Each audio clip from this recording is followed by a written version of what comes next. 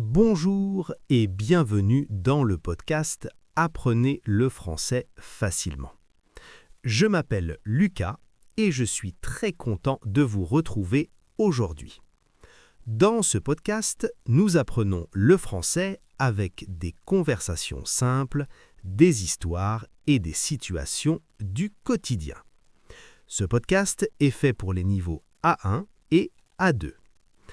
Aujourd'hui, j'ai une invitée spéciale. Elle va nous raconter une histoire un peu étrange et un peu mystérieuse. Elle dit qu'elle a vu un fantôme à la Tour Eiffel. Mais avant de commencer, n'oubliez pas de vous abonner au canal Apprenez le français facilement pour apprendre le français facilement et tranquillement. Alors, c'est parti! Alors, je vous présente notre invitée d'aujourd'hui. Elle s'appelle Emma. Emma, bonjour et bienvenue dans le podcast Apprenez le français facilement. Bonjour Lucas, merci beaucoup pour l'invitation. Emma, tu vas bien aujourd'hui? Oui, ça va bien, merci. Et toi? Ça va très bien, merci. Emma, tu es ici aujourd'hui parce que tu as vécu une expérience très spéciale. Oui, c'est vrai. Tu dis que tu as vu un fantôme à la Tour Eiffel. C'est vrai? Oui, c'est vrai. Un fantôme à la Tour Eiffel? C'est incroyable. Oui, moi aussi j'étais très surprise. D'accord. Alors, Emma, dis-nous, quand est-ce que c'est arrivé? C'est arrivé le soir, vers 10 heures. Le soir à 10 heures. Et tu étais où exactement? J'étais près de la Tour Eiffel, sur le pont. D'accord. Tu étais seule ou avec quelqu'un? J'étais seule. Toute seule, le soir, près de la Tour Eiffel. C'est déjà un peu impressionnant. Oui, il y avait peu de monde. Il faisait nuit? Oui, il faisait nuit et il y avait du vent. D'accord. Et à ce moment-là, qu'est-ce que tu faisais? Je marchais tranquillement et je regardais la Tour Eiffel. Et c'est là que quelque chose d'étrange se passe. Oui, quelque chose de très étrange. D'accord. Alors, on continue juste après. Alors, Emma, qu'est-ce que tu as vu? J'ai vu une forme blanche. Une forme blanche? Oui, une forme blanche qui bougeait lentement. Oh! Et c'était où exactement? C'était près de la Tour Eiffel, juste devant moi. Juste devant toi. Oui, elle était grande et très silencieuse. Silencieuse. Oui, elle ne parlait pas. Et toi, qu'est-ce que tu as fait? Je me suis arrêtée.